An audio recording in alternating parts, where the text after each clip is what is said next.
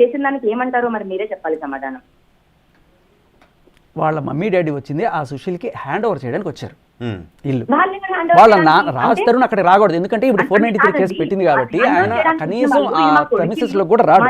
అటువంటి పరిస్థితిలో కాకపోతే మీ నాయన అయినా సరే నాకు అఫీషియల్ గా హ్యాండ్ ఓవర్ చేయాలన్నప్పుడు వాళ్ళ రాజ్ తరుణ్ ఎవరికైతే అమ్మేశారో సుశీల్కి వాళ్ళకి హ్యాండ్ ఓవర్ చేయడానికి వచ్చినప్పుడు లావణ్య అక్కడే ఉంటుంది.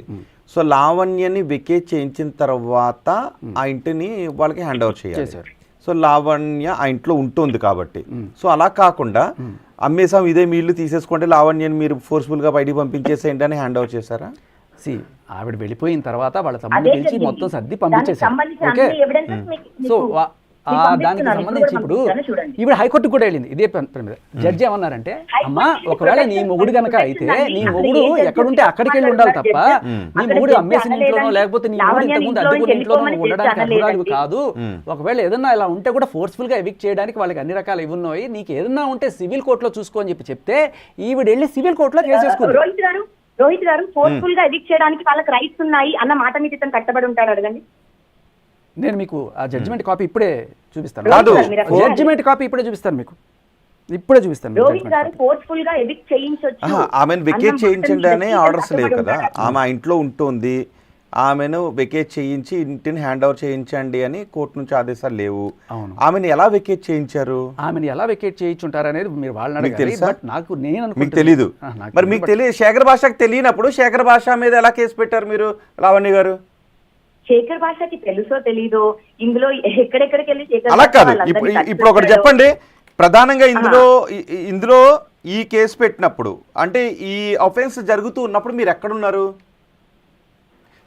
ఈ అఫెన్స్ అంటే ఇప్పుడు మీరు తాజాగా 26/8/2025 నమోదైన ఎఫ్ఐఆర్ని, ఈ ఎఫ్ఐఆర్ తాలూకు క్రైమ్ జరుగుతూ ఉన్నప్పుడు ఇందులో పెట్టింది 109, 2, 329 ఈ సెక్షన్స్ కింద పెట్టినప్పుడు ఈ అఫెన్స్ తాలూకు ఇన్సిడెంట్ జరుగుతున్నప్పుడు మీరు ఎక్కడున్నారు? అంటే నేను మీకు ఒక చెప్తాను రోహిత్ గారు, మీకు ఎమ్మెల్సీ ఫొటోస్ పంపించాను, మీరు అది కూడా డిస్ప్లే చేస్తే బాగుంటుంది. మా ఫాదర్ కి రిబ్ ఫ్రాక్చర్ అయిందండి, ఏజ్ ఆఫ్ 60. ఆయనకి రికవర్ పట్టడానికి మాకు 20 days పట్టిందండి. 20 days లో 2 సార్లు పోలీస్ స్టేషన్ కూడా వెళ్ళాము.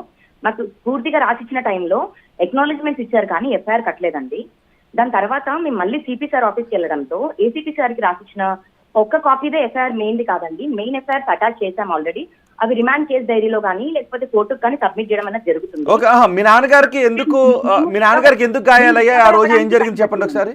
అది ఏ రోజు ఏం జరిగింది? 26వ తారీఖు 26 సిపి సార్ ఆఫీస్ నుంచి 26వ తారీఖు సిపి సార్ ఆఫీస్ నుంచి ఏసీపీ సార్ దగ్గరికి పిటిషన్ అన్నది వచ్చింది. సో దానికి అటాచ్ గా ఏసీపీ సార్ కి మేము ఇంకొక లేఖ రాసిచ్చాం.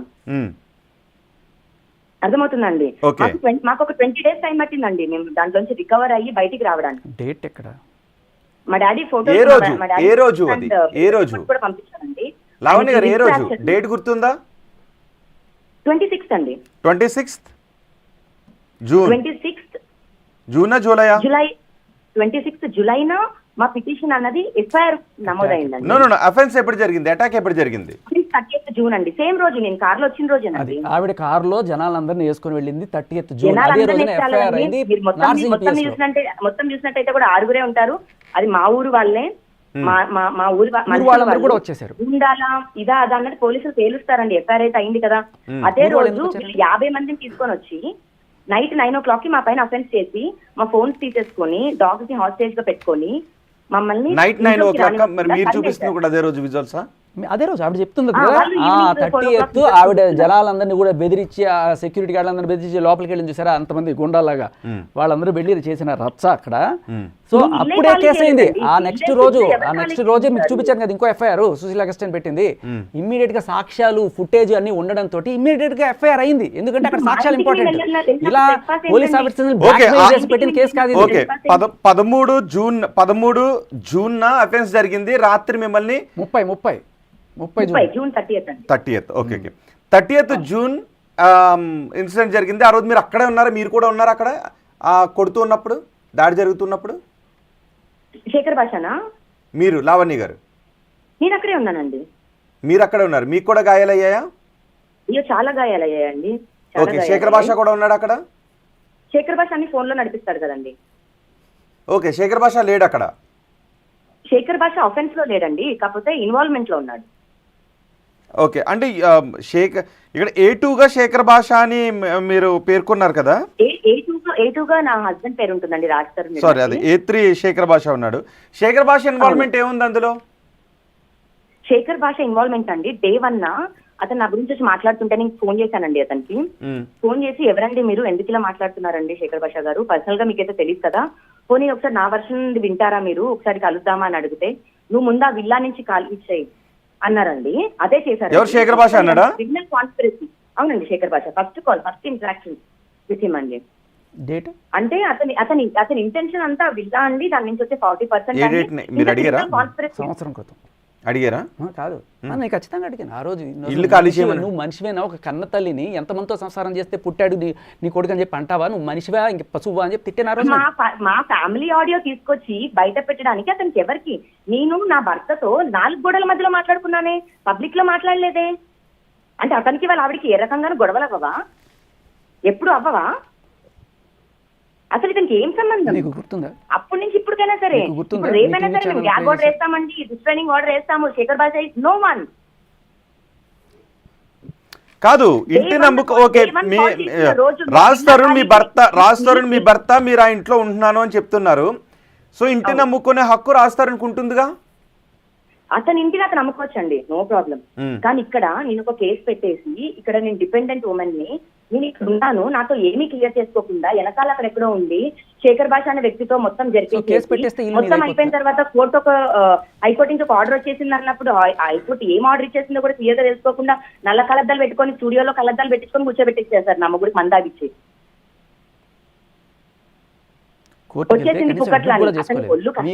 ఏదైనా సరే రాజ్ తరుణ్ మీ భర్తగా ఒక పాన్ కార్డు, ఆధార్ కార్డు, లేకపోతే మ్యారేజ్ సర్టిఫికేట్ ఏదైనా ఉందా?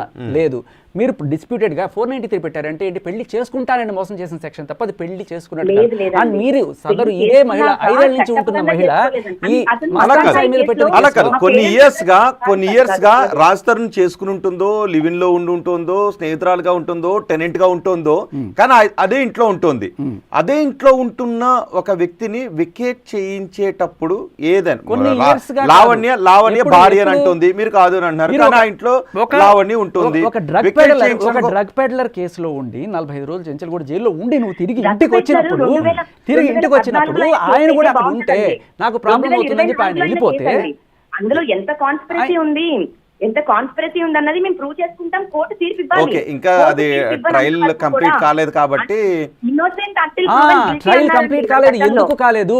ఆ సదరు ఆఫీసర్ తో ఉమ్మక్కయ్య, అదే కదా మీరు ఇంతకు ముందు ఇంత పెద్ద ఆర్టికల్ చదివాను పేపర్ లో, ఆయన ఎందుకు ట్రాన్స్ఫర్ అయ్యాడు?